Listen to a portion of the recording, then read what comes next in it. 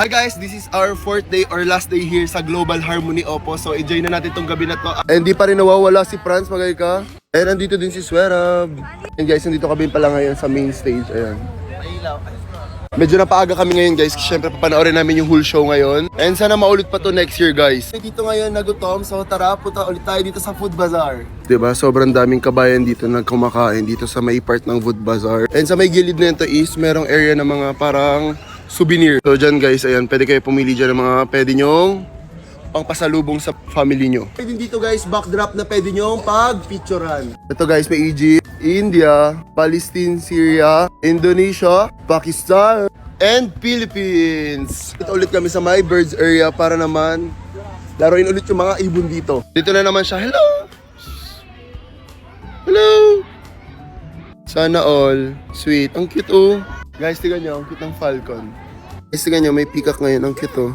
Isa to sa pinaka-best spot para sa akin. Itong birds area. Guys, ayan. Gusto nila to pero hindi ko siya alam. Ba't mo binili yan? Kasi naku-curious ako kay ate siya. Sabi, masarap daw. And sabi ni Franz, parang roti daw yan like sa Thailand. Pero magkaiba kasi syempre Bilog. siya. Oh. Yes. So, ayan. Sobrang sikat na ito sa Saudi. So, try natin siya. Pistachio pala yung pinili ko. Oh, parang roti nga. Wala lang kang banana. Parang yung kanina, yung pinili ko lang doon. Guys, si Boss Nelly. Yung tantanan. Ayaw niya tantanan, naubos na, ayan.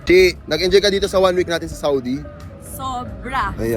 Sobra. 100%. Sabi guys, yung mga nakakasama namin dito na sinasamahan kami, ang dami ko natutunan tungkol sa culture nila dito sa Saudi, Oppo. Mismo dito sa Riyadh. Raan, saan yung pinaka-best area na nagustuhan mo dito sa part ng Suwaidi? Ako yung bird talaga kasi sobrang friendly ng mga bird, and then nakikita ko siya, yung mga pusa doon, yung mga hayop, yun, doon ako pinaka nag-enjoy, always show. So for sure next year guys, kung taga Riyadh ka, try mo. Oo kasi must to guys, kasi sobrang ganda talaga dito sa Global Harmony. Tamang lakad-lakad lang po sila.